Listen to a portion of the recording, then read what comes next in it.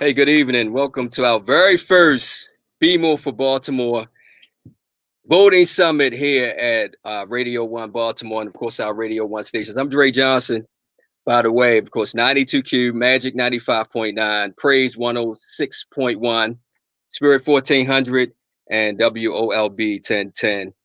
And of course, we're here today on September 22nd, which happens to be National Voter Registration Day. And since this day started in 2012, over 3 million people have registered to vote on this day. So this is a very important day. I'm excited today. And we have some very special guests today from Baltimore County, the Baltimore County Director of Elections, Katie Brown. She's actually standing by. And then a little later on, we talked to Joshua Harris from the NAACP about voting rights, what's going on politically, and all that. But first, we're about to head over to Katie Brown from the Baltimore County Board of Elections. Katie, how are you? I'm good. How are you tonight? I'm great. I'm sure this is a busy season for you over there in Baltimore County. Yes, it is. Very much so. Okay. So today, which is National Voters, actually National National Voters Registration Day. Right. Had to remember that. How important is a day like today? Oh, very important. We need to get everybody to register and then get out there and vote. Yep. Okay. And so the deadline for registration is when again? October the 13th. Okay. So what's going on in Baltimore County as far as voting? Any important things that people need to know? Like, let's say if they received a ballot, a mail-in ballot, but decide to go to the polls, how would that work?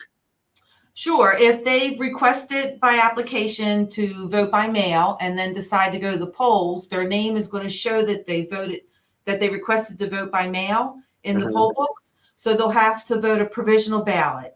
And that takes a little bit extra time at the polls. So you need to have patience also in case that comes up.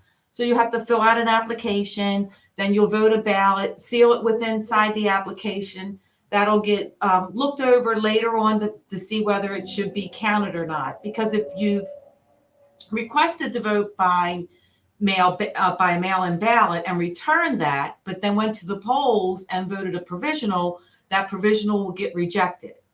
But if you didn't return that vote by mail ballot or that mail-in ballot, then that provisional ballot will be counted. Okay. Polling places. Early voting polling places. How many do you guys have in Baltimore County? We have 11 in Baltimore County. Okay. Locations. We have one in Arbutus. Let me read my list so I don't miss any.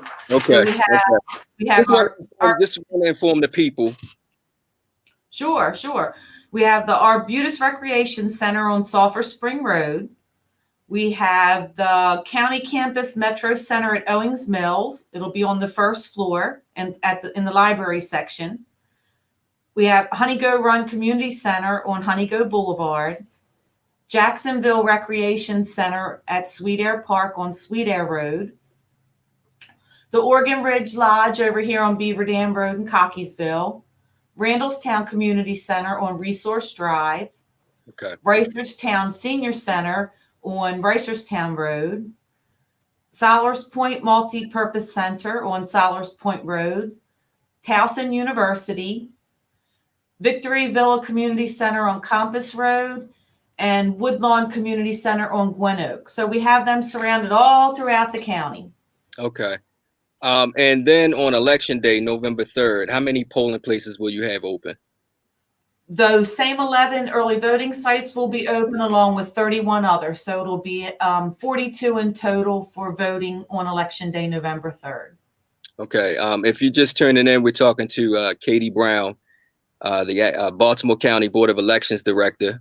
What have been your biggest challenge this year, despite the COVID-19? Right. Pretty much just that. We've been lucky enough to have keep a lot of our good seasoned judges. We've hired a lot of new judges. We're good right now with everybody, and we have a nice bench to fall back on in case anybody bails out due to COVID or anything else that may come up, just part of life. So we have a good bench to go back to and fill those spots. And we've been lucky to be able to get all the locations that we need. Yeah. And I know there's been a issue with getting election judges. How's it been in Baltimore County with getting election judges, and what are the requirements? No, we're good. We're very good in Baltimore County right now. Okay. Before this all started, and we thought that we were going to have to open up all 236 precincts, we were in a bit of a panic then because we only had about 1,500 judges that said that they would return, and we need over 4,000 to open all the precincts. But since we're down to just the 42 and the 11 early voting sites, we had plenty to go to and fill the spots. To be an election judge, you have to be a registered voter in the state of Maryland. So you could live in Allegheny County and work in Baltimore County, just so that you're a registered voter in Maryland. Okay. Convicted felons, can they vote this year in this election? Yep, they can register. Even if they're incarcerated? Yes. Right. What's the process? Packets were just sent to the detention centers. The state board sent packets out to them to get them registered to vote. Anyone that's there that's not registered to vote, and also the ability to apply for a vote by mail ballot. Okay. Yeah, we have a good relationship with the Baltimore County Detention Center. We make sure that we keep them filled with applications and help them out whenever we can. So is that all convicted felons that are going to be able to vote in this upcoming election? Yes, that's how. Yes. Wow. That's great. That's great. What has been the biggest challenge, I guess, with getting people registered to vote? Why do you think people, for years it was because they were concerned that they would be called for jury duty. No one wanted to go to jury duty, but they don't pull from that anymore. I don't know. Just sometimes it's not what they think of to do. But we need to get out there and make sure that they do. Okay. And you brought up an interesting point about jury duty. I didn't even think to even ask that, because a lot of people say I'm not voting because I don't want to go to jury duty. When did they stop doing that? Because I didn't even know. Yeah, maybe close to 10 years ago, they started pulling from driver's license and other things, not just from voter rolls. But for years, it was just voter rolls. Okay. And let's say if somebody was in the military or overseas, what's the deadline and how does that process go to getting their either registered or, getting a ballot? They fall within the same deadlines. Their ballots, there's a law that states that we have to mail their ballots to them first 45 days before the election. So all their ballots were mailed out either in the mail or by email. And that's pretty much how most of the military and overseas citizens request their ballot, is by email. That way it's easier for them to get, and they don't have to worry about the mail time to get to wherever they are overseas. Excuse me. And then they would print that ballot out from wherever they are, fill it out, and return it to us. All right. We're talking to Katie Brown from the Baltimore County Board of Elections. She's the director. And this is a question that I have. How can we make it easier for people to vote? And when is online voting? You have a lot of people that ask about, when can we start voting online? Just go to our phones and vote. Yeah. And how safe is that? And that's just it. I think there needs to be more security measures put in place before that'll ever come to Maryland. And that's a decision for the state board, not me. I don't make those big bucks. Okay. So if you have any comments that you would like to ask Katie. Excuse me, we're here for. How would they find out, Tyler? Can they just type in online, and we're taking your questions now for Katie Brown, Baltimore County Board of Elections Director, who stopped through on National Voters Registration Day to give us some information. Now, Katie, what happens to people that never received a mail-in ballot? What do they do? That never received their ballot, they can get Yeah, in touch what a with us. request to get an absentee ballot. Well, if they didn't receive a request, they can still call us and we can mail one out to them, or Okay. they could go on to the state board's website to the online voter services and apply for it online. That's probably the quickest way right now, since that deadline's coming up to October 20th. And what's the online address? It's the State Board of Elections website. Let me see what that is. I don't know it off the top of my head, Trey. Sorry. Give me 1 second. Yep, it's elections.maryland.gov. Okay. Right. Okay. If you have any questions for Katie Brown here from the Baltimore County Board of Elections, she's the Baltimore County Board of Elections Director. And this is our very first BeMore for Baltimore voting summit for the people today. And of course, polling places, like you said, the polling places have changed this year for Baltimore County. On a usual a regular year, how many polling places are usually open in Baltimore County? 236 precincts, 236 polling places. It comes to, because we double up some, like we use the gym and cafeteria of a school. So it's about 160 some, 170. Mm-hmm. Yeah. Okay. Yeah. So what do you say to the people that are afraid to actually go out and vote, but they want to vote, right? But they don't trust the mailing system? Well, we're going to have ballot boxes, so they can take their ballot, their vote by mail ballot, to one of our ballot box locations. Mm-hmm. We'll have drop boxes at all 11 early voting sites. They should be in place by September 29th or 30th, because ballots should start be hitting homes by then also. And again, they'll be at the 11 early voting sites plus one up at Hereford High School. And then around October 24th, 25th, the other 31 locations, voting locations on election day, will have a ballot drop box there. Mm-hmm. And so they can drop their ballots off there. They can bring it to the office anytime. We'll have a drop box out front here too of our office. The the ballots will be picked up from those boxes twice a day, at least twice a day. And they'll also have a manned guards 24 hours on them. So okay. See, keep them safe and secure. Yeah, I was that was a question that I was going to ask. I was a little worried about that with those boxes being out. Right. Excuse me. And so you said they are all around the state, correct? Excuse me. Yes. Yeah, not just in Baltimore County, right? Just about every county board will have a box at all of their early voting sites, or at their office, or their election day sites. Okay. But definitely at their office. So let's say if someone wanted to just come to the election board and drop their ballot off, could they do that? Mm-hmm. Yep, we'll have a box here. Okay. Your address? We're at 111. I'm sorry. No, that's all right. I should know that, right? No, I'm sorry.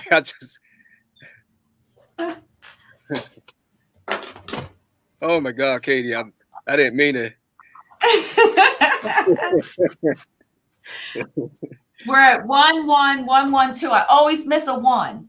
11112. 11112 Gilroy Road, Hunt Valley.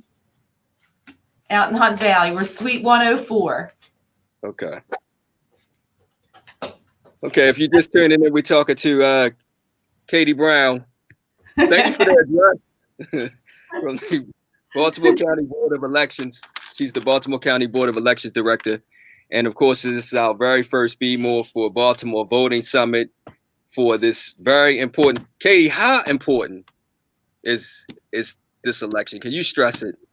Every election is important. It's always important to get out and vote. You know, it's just not on a statewide level, it's a local level too. And then this is a whole country level. So yeah, it's very important.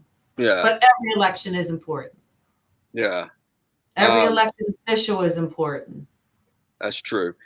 So what are you guys doing as far as keeping, the election judges safe, the voters safe that actually coming out to the polling places? What are your requirements as far as COVID-19 precautions? So we'll have plenty of PPE supplies for our judges. Each judge will be issued a face shield. They'll also have face masks and gloves available to them.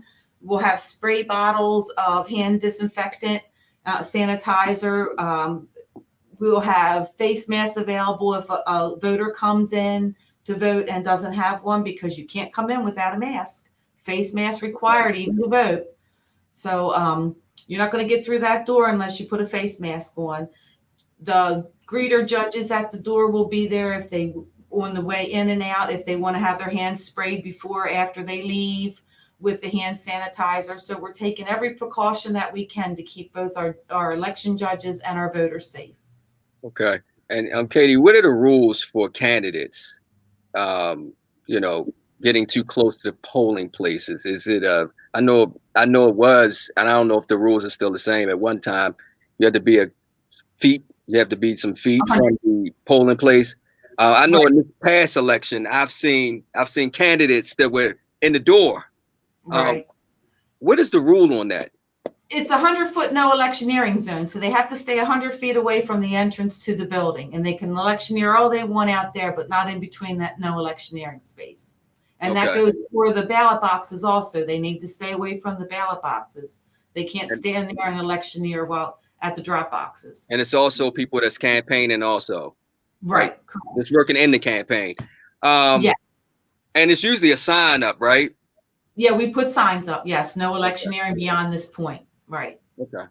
All right. So if you're just tuning in, we actually talking to Katie Brown from the Baltimore County Board of Elections. She's the director over there. And we were talking about convicted felons this year that are able to vote. Is this when did that law pass? Do you know? It's been a couple years. Yeah. This isn't the first time. It's been a couple years now. Yep.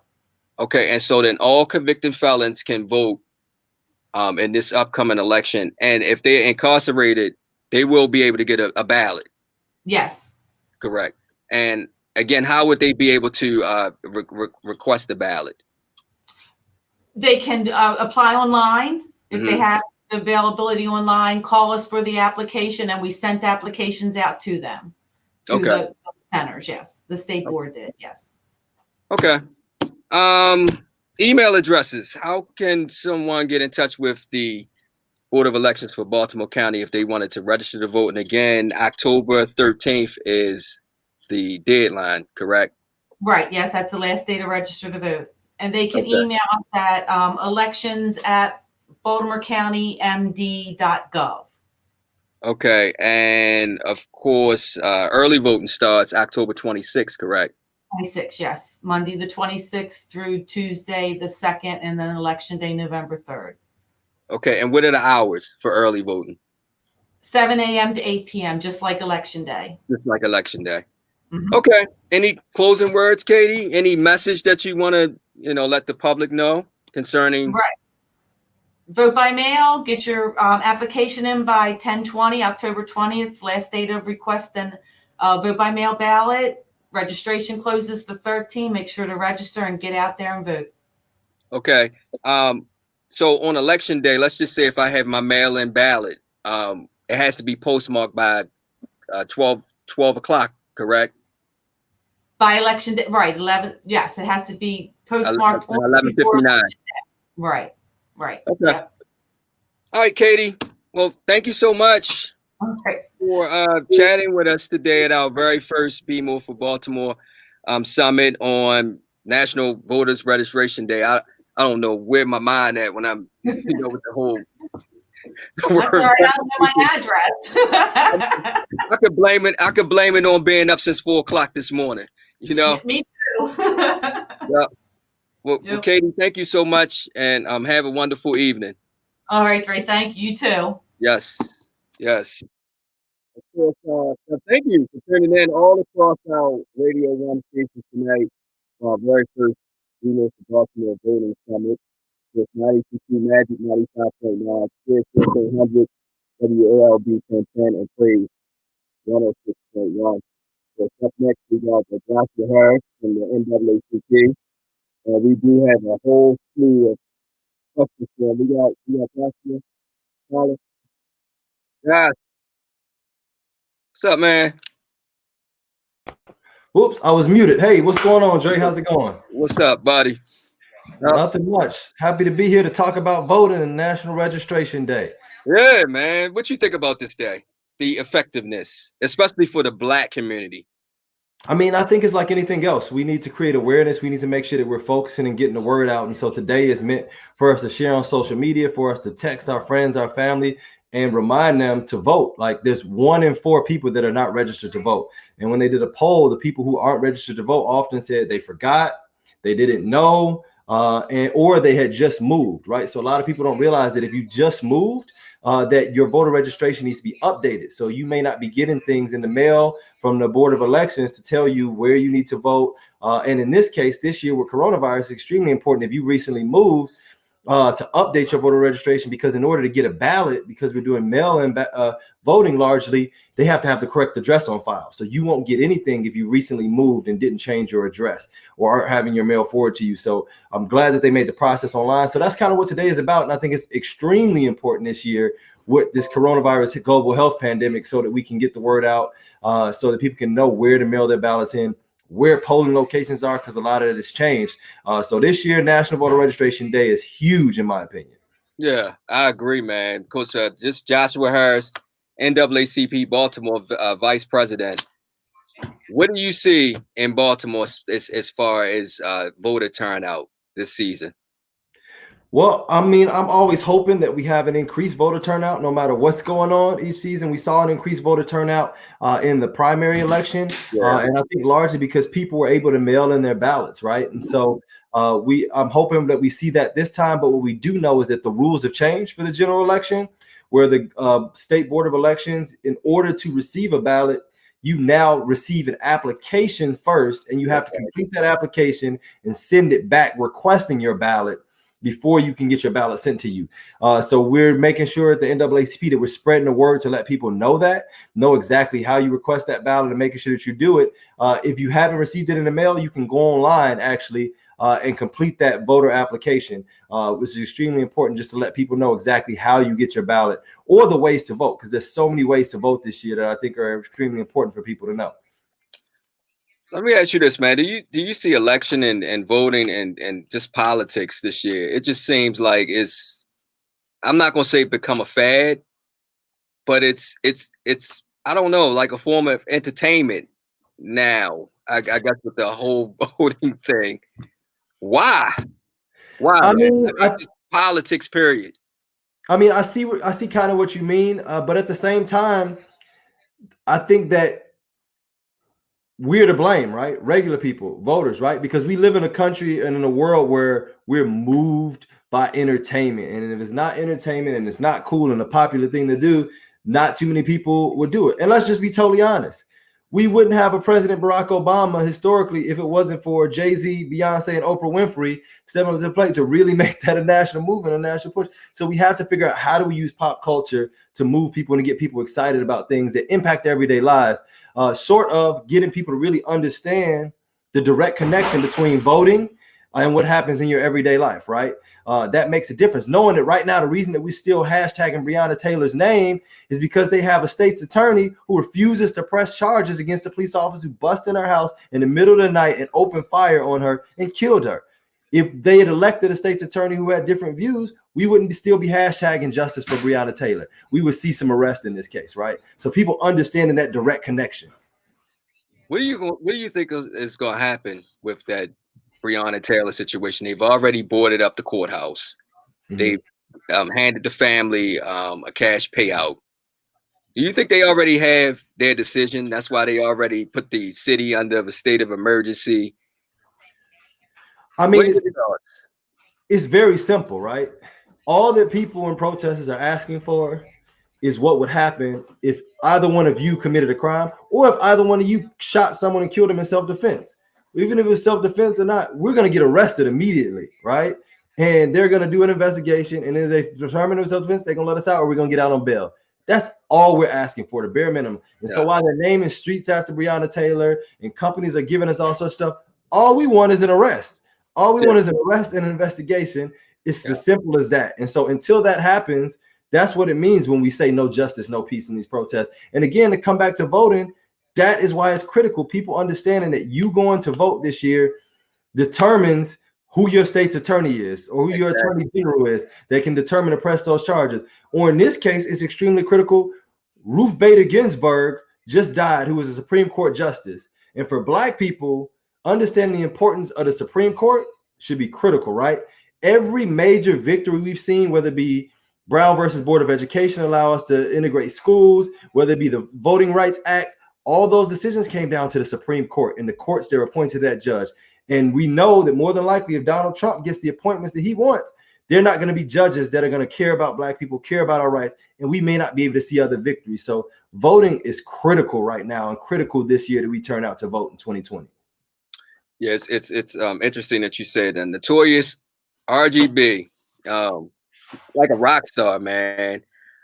You think do you honestly think that they're moving? I mean, let me see how I want to put this. Do you think that they're moving too fast politically and trying to replace her in this season? With that lady being so popular. I think that they're being extremely hypocritical from what we saw in 2015, 2016, when President Obama was on his way out and we had an election coming up, and the United States Senate pushed to stall his appointment because of the election. And now they want to rush it. They don't want to wait till the election. So I think it's extremely critical, and it's very political what they're doing, and they're pushing through their agenda so that they can get courts. Because again, every major decision or victory for civil rights and social justice in this country has come down to courts and unbiased judges looking at a case and saying, this wasn't right. People should be able to marry who they want to marry. This isn't right. People should be able to send their kids to school where they want to send their kids to school. Judges made those decisions. And if they can control the court, then they can take away our rights. And so people have to understand the importance of that and how critical that is. And so, yeah, absolutely, it's political. They're trying to ram through their pick because they don't want to wait till the election if they can get another justice on, because that's a lifetime appointment. There's no turning back until they die once you're appointed to the Supreme Court. Wow. And so, oh, I'm good. You good over there? Good. My laptop fell over. All right. So that all stems back to voting. We vote, president, but the most important is when you think about in Baltimore, the city council, where most people don't even know who their city council person is, and this is the person who make laws. Sometimes that are ridiculous laws, and people don't understand them, but we're not a part of the process. When you don't know your city council person, like when you think about the trash issue in the city, just among all the other issues, when you think about the trash issue in the city, that should be top priority right now, along with the crime, not all this other stuff that I'm saying pop up in the headlines. Yeah, and people are, and so that that defers people from wanting to be a part of the process. But could you please express how important it is to, number one, know your city council person and know that you got to go out there and vote for a person that cares about the community, because this trash issue shouldn't be that much of a problem if you had the correct people in office to make some noise and make something happen.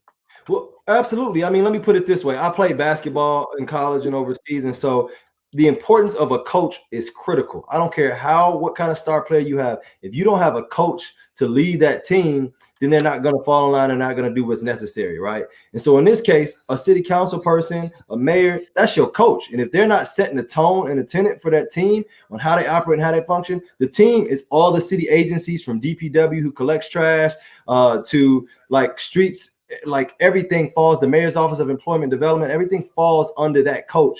And if that coach isn't setting the tone and doing right, including your city council in their district, they have access and they're the ones who set the tenet. And so understanding the importance to them is critical. And knowing who they are is critical. They're not hard to find. These are people who probably shop at the same grocery store as you, and you may have walked past them and didn't even realize it. And so I also want to applaud 92Q and you for getting involved in doing this, creating spaces to talk about politics in a non-stuffy way, right? Because sometimes it can get a little stuffy, it can get a little overwhelming, and people oftentimes don't ask questions because they don't want to seem like they don't know, or they don't want to feel stupid, be made to feel stupid. So creating spaces to ask these questions and have real conversations is extremely important to get people more comfortable with talking about politics, talking about, oh, my city council person is so-and-so, or I'm not sure who my city council person is. Do you know? Asking those questions that will help them make informed decisions.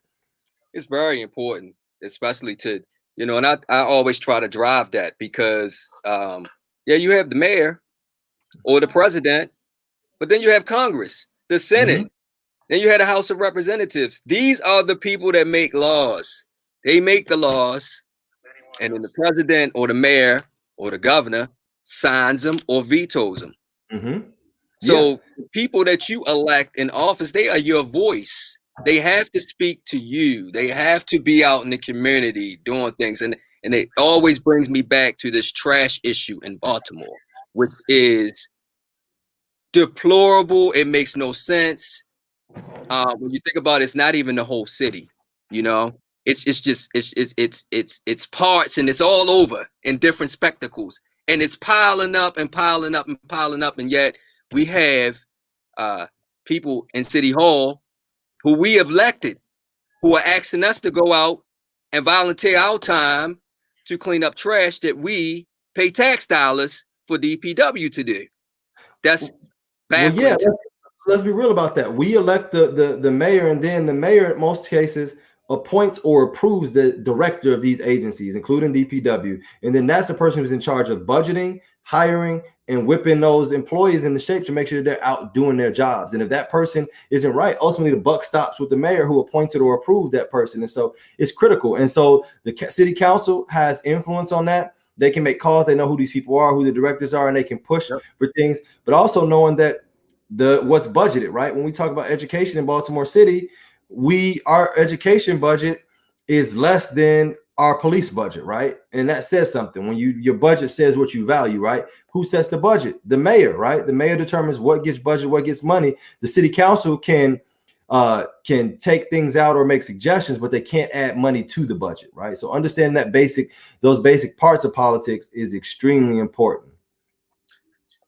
Josh, it's only about 65% of voting age Americans actually register to vote, compared to 96% in Sweden, and 93% in the UK. Why do you think less Americans vote, and especially in the Black community? And what could change that, man? I mean, it's just like, when we go back to that, and I don't mean to cut you off, when we go back to when you mentioned Barack Obama, I remember going to one of his campaigns that he had at the arena. It was like a rock star, man. Excitement. What's lacking? I mean, overall, I think if we want to be 100 and just keep it 100, it's a lack of understanding of the process, right? That's what it comes down to. People don't understand what the three branches of government are and what their responsibilities are. And if I don't understand it, and then I don't see results necessarily from the people who are elected, then why do I participate in the process? The question that they ask, right?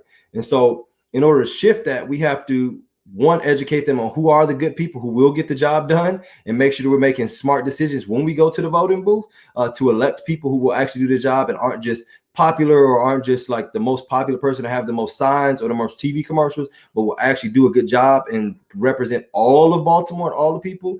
That's critical. Number one, education component on the candidates.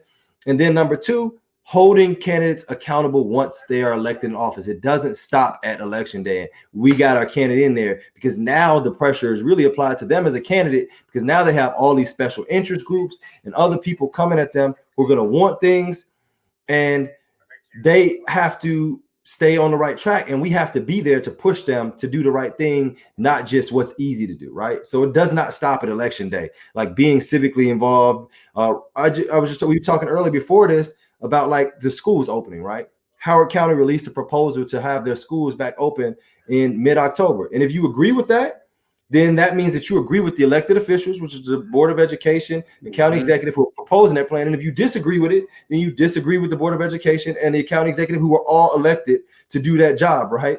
And so that means if you agree or if you disagree, you got something to either continue to vote these people in office or to vote them out. Like, why would they make a decision like that, right? No matter what your decision is, you either agree or disagree with them one way or the other. And you have responsibility to hold them accountable, to send them an email, say, why would you do this? It's not safe for my child to go back to school. Or I agree with you. I believe that our children should be back in school. Whatever your stance is, like, you have the right to hold them accountable to that. I agree. And I don't think that people understand, you know, the to what magnitude that they have, you know, over, you know, a politician or their elected official doing what they say they need to be done in their community. I don't think that people really understand that. What do you think would change that? I mean, people want to get more involved and you know, walking up to their city council person or their congressperson and letting them know, like, I don't like this. This is what I need. This is what you know. Yeah. No, I mean, I think that what we're doing right now and what you've continuously done and what I've seen you do in 92Q begin to do is like push for people to understand and have these tough conversations, because the more familiar you come with something, the more comfortable it's like, oh, yeah, I can send them an email, right? This is my elected. Oh, that's them right there. I'm going to ask them what their stance is on this or why they voted on this, right? Asking those questions, because you become more comfortable the more you understand something, right? And so I think that that's probably the best thing that we can do. Continue to create spaces where people become more comfortable and more familiar with understanding the process and having those, what I like to call, tough conversations, because sometimes it's real hard to ask a question about something that you don't know. And nobody wants to feel like they're the dum-dum in the room. Like, so creating that space to make people feel safe to ask their question as needed, I think, is what we do in these conversations to educate people. And speaking of that, one thing I want to correct that you had a conversation with Ms. Brown in the last one, you asked about felons being able to vote. And so in the state of Maryland, we passed a couple years ago a law that allowed felons to be able to vote immediately upon release. So as long as you are not still in jail on your charges, if you have been arrested and are in holding and have not been charged yet officially or have not been found guilty, you can also vote. But if you're in jail serving your time for something you were convicted of, you are not able to vote. But immediately upon release, you are. And if you just in waiting trial, you can vote. And so I just wanted to make sure that people understand the distinction. So if I'm awaiting trial, I can still vote. If I was just released, I can still vote. So if you're incarcerated and you're awaiting trial, you can still vote. But not if you've been convicted. But if you're serving time, what you're saying, if you're serving time, you cannot. No, you cannot. But immediately you can go register and you can vote. Well, suppose you're on home confinement. You can vote. Okay. As long as you are not serving time for a felony right now that you were convicted by a judge and a jury, you can vote. Okay. So a lot of people get arrested every day. A lot of people get arrested every day. If you're arrested and you waiting to go to court, you can vote, and you have the right to request your voter registration, to request your ballot, so that you can mail it in this election. Yeah. So what do you say to the guy that's actually you know, a convicted felon who despised the system, man? I don't know if you've seen the video yet from the guy Yellow Pain. Did you see that? Yeah, he did a whole video breaking down. I think he's out of Louisville too. Oh yeah, why people don't vote? And he did the rap. Yeah. Man, that pulled me in, because when it started, I was like, what is he talking about? Like, but it makes you watch. It's a whole story and a whole build up. with people not understanding the different levels of government and the process and why we should, get involved. So what do you say to a felon who just don't think that the system works for them? What do you say to them to encourage them to go and vote, especially this year? This year is very important. Yeah, no, absolutely. I think that's a great question. And I have a father who served time. I have a brother who served time, and other people that I know, lots of people who served time. And one of the biggest things, and people become what I like to call accidental advocates, right? And so what do we know about the criminal justice system and going to jail? We know that don't nobody like it, and the conditions are deplorable and horrible, right? And so understanding that if you're incarcerated, you've been incarcerated, and you didn't have a pillow or you didn't have a blanket, or that there was rats and rodents running around, like that's a result of an elected official who appointed somebody to be over that detention center, who then is not doing their job, right? And they're not treating people like human beings, right? So that's a direct connection to the political system. And understanding that will make you become an advocate to say, okay, who do we need to do to get to fire this person so that people can start treating people better? Just because you're incarcerated does not mean that you're not a human being, right? So people understanding, again, that connection to what their personal experience has been and where politics encounters that, right, is extremely important. And so there's a lot of people become accidental advocates because someone is unarmed and they're killed by the police. You never thought that you was going to be a protester on a protest, but you know this person who was wrongfully killed by the police. So now you're out on the front lines figuring out, what do I need to do to change this and make sure that I get justice so that these police officers are arrested? Or in this case, you were incarcerated and you were in deplorable conditions, right? What do I need to do to change that so that, yes, people commit crimes, but no one should be treated like that, right? What do I need to do? And so I think understanding that connection is critical. And I've seen it happen. I've seen people become advocates, or there was a lot of ex-felons who were huge advocates in the campaign to allow felons to be able to vote immediately upon release, because they didn't feel like because they had served their time, they should be stripped forever of their voting rights. You served, you did the crime, you served your time. Now I should be able to have my regular rights as a citizen. And so they were huge advocates because of that. Wow. Wow. It's good information here. We're talking to Joshua Harris, who is the NAACP Baltimore branch vice president. Of course, this is our very first BeMore for Baltimore voting summit across all our Radio 1 stations tonight. Of course, 92Q Magic 95.9, WOLB 1010, Praise 106.1, and Spirit 1400. And of course, Joshua, voting suppression. Do you see that happening? Do you see it? Okay. Can you give us some examples of can you give us some examples of what could be voter suppression that, the naked eye wouldn't be able to see?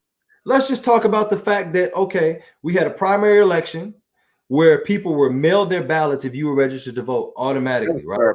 And now we have a general election where you have to submit an application to request your ballot if you want to vote. Now, what's the difference between the primary and the general election? Whoever wins in the general election goes on to be in elected office. And so whether you're talking about the presidential election, which is my sneaking suspicion, right? People wanting to suppress certain types of votes, knowing that people are less likely to submit an application requesting their ballot, right? That then they won't be voting at all, right? That's voter suppression. If it wasn't an extremely valuable right for us to have, they wouldn't work so hard for us to do it, to not have it, or to make it so difficult for us to vote, right? And understanding that connection, right? While people say that, oh, Governor Hogan's not a bad Republican and he's been an okay governor for the most part, and I don't want to get political, he also is a Republican which has ties to the presidential, right? So he receives pressure from his party, from his colleagues in his party, to do certain things and to allow certain things and not allow certain things, right? So no matter how good of a person he is, he's receiving pressure, political pressure, from his colleagues and counterparts, right? And understanding that in many cases, when we look at places like Mississippi and Kentucky, where they have voter ID laws, but yet the DMV, or the place where you go to get your license, is only open twice a month and you have to drive 60 miles to get there, right? If that's not suppressing the vote, then I don't know what is, right? And so in 2020, these are things that we're dealing with. And we oftentimes, because we are considered a big city and maybe we're not in the north, we're still in the south technically because we're below the Mason-Dixon. No. See, but we don't see the same type. No, I said I don't mean cut you off, but when you said that north and south, no, I mean we neither north or south, because Maryland was a border state. Yeah, but even though we were slaves, Yeah. So, but we don't see the same type of suppression that they see in the South, for instance. So we may think, though, oh, it's not so bad. But this requesting, having to submit a ballot to request your application, that's a form of voter suppression. If that were the case and it were needed, why didn't we have it in the primary election, right? And if it was needed for protections, show me where the flaws were, the errors were in the primary election that now needs us to request a ballot in the general election. This is a form of voter suppression. Wow. So Josh, in Baltimore, usually whoever the Democratic nominee for mayor is, usually they go on to be the mayor of Baltimore, which in so many respects stops a lot of people from wanting to go out and vote, because they automatically just think that, just because the Democratic nominee for mayor of Baltimore or whoever, maybe a position that's unopposed, that the person is going to win anyway, so they decide not to go out and vote. How do we encourage these people to go out and be a part of the process? Well, again, I encourage people all the time. One, we shouldn't vote party affiliation. We need to vote based on what people's values and views are, and if they're going to support our community and what we believe in, right? Because there's bad Democrats, there's bad Republicans, there's good Democrats, there's good Republicans, right? So it's about people who are going to support our agenda and our issues. It's going to move our community forward, not me forward. It needs to be a we approach to how we look at voting, right? What's best for my community, not just me. And so I think understanding that is one, extremely critical, and then two, understanding that the election isn't over in the primary is extremely important. And that's why we're actually, the NAACP is hosting the mayoral debate next Wednesday, because our goal is to educate voters on what their options are and how the process works, right? Not to tell you what decision to make, but let you know what your options are. And it's extremely critical for us to understand that we have a primary election that lets the parties window down who their candidates is. And then we have a general election that determines who actually goes forth to get the seat. And people have options. And if you don't know that you have options, then you're going to the polls uninformed, and you may not do what's best for you. And so that's the only thing we ask. Education is critical. Understand the process and allowing people to understand what all of their options are is extremely important. And so going to this general election, we still have 3 candidates that are up for mayor. The Democratic nominee typically wins it, and that may be the case this time, but we want to make sure that people understand what all their options are. Like, I might let's say I'm looking at the dessert menu and all I see is vanilla ice cream, and I don't know that I got banana pudding on the menu, and I love banana pudding, right? Yep. Like, I should at least know that banana pudding is on the menu, and I can refuse it if I want, and it's my choice. And that's all we're looking to do, let people know what their choices are. Okay, and when you think of you just mentioned party affiliation. Could you explain to the people that might be a little confused of what an independent, with the independent party affiliation, what that means? Yeah, no, definitely. So of course, people know the traditional Democrat and Republican. And there's also other parties. You have a Libertarian Party, you have a Green Party, and then you have independent, which this year we have an independent who's running. And that typically means that person may fall Democratic on some issues. They may fall Republican on some issues. They may agree with a little bit from here, and they may agree with a little bit from over here. And so they may fall anywhere on the spectrum. And it may choose that person may have just made a decision that they don't want to be a part of the traditional party establishment, and they want people to make the decision for their own based on their merit and their values, right? And so they could be anywhere on that spectrum. And so it's important for us to understand that we have independent options sometimes, and know who they are and what their solutions are, right? Don't look at how many commercials they got. Don't look at how many signs that they have.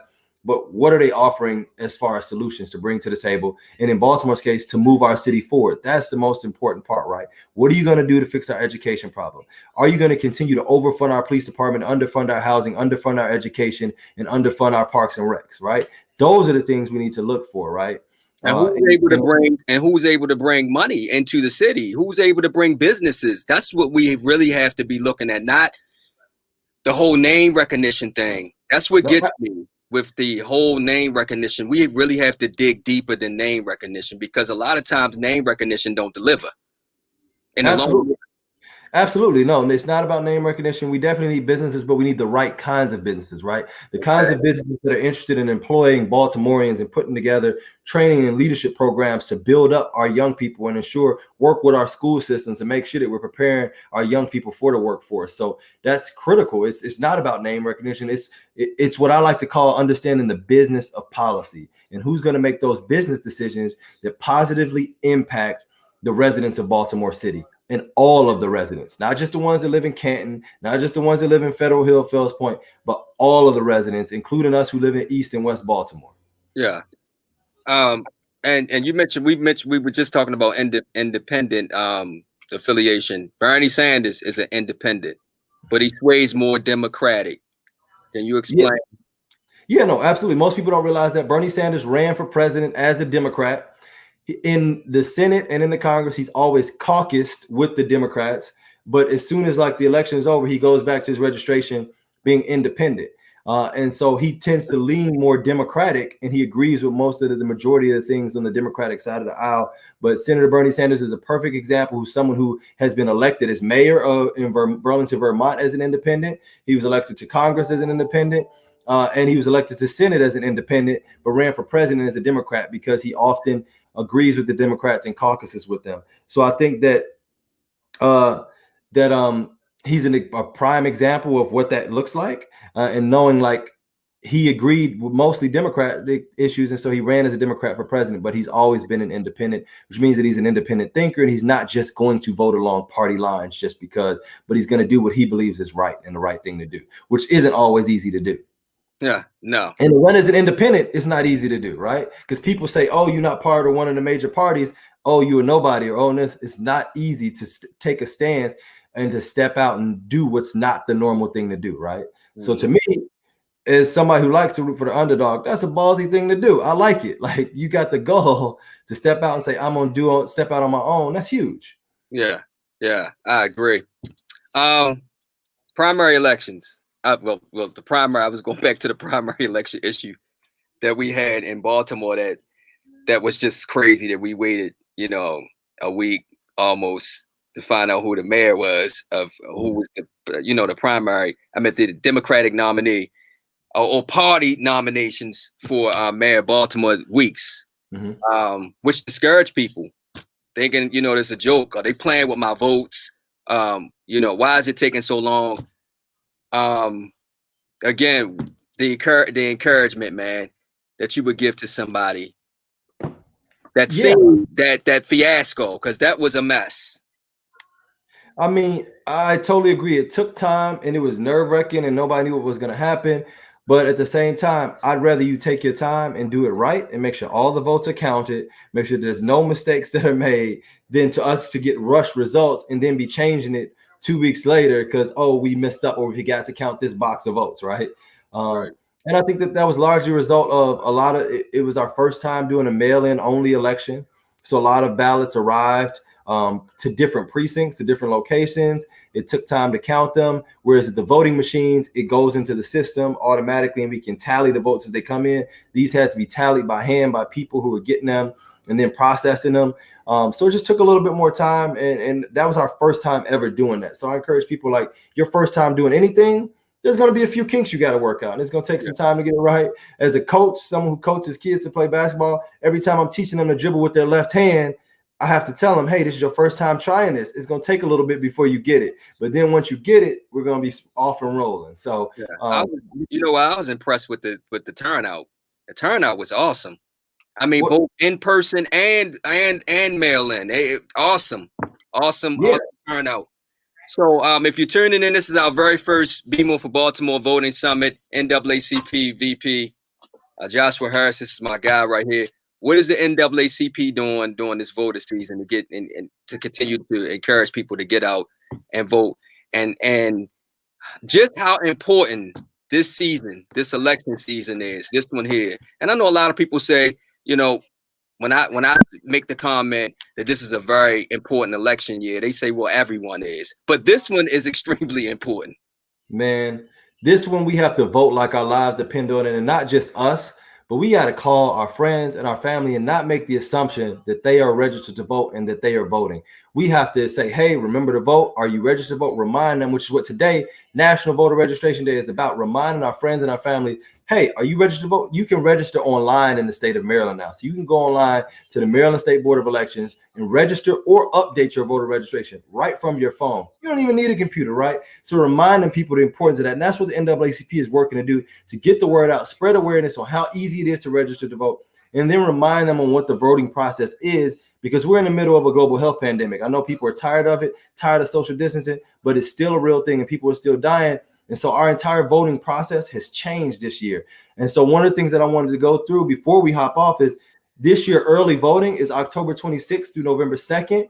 And we have limited or reduced locations for early voting. And so if I can I go over some of what those locations are? Is that cool? Yeah, real quick. We got 5 minutes. All right, so early voting locations.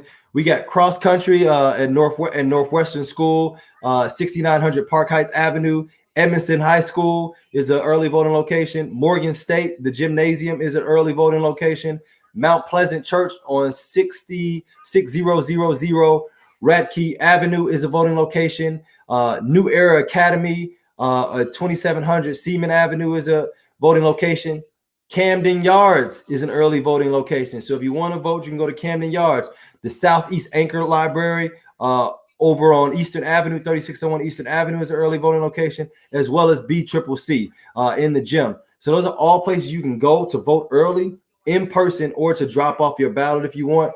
And you can go to any one of those locations if you live in Baltimore City and take your ballot in.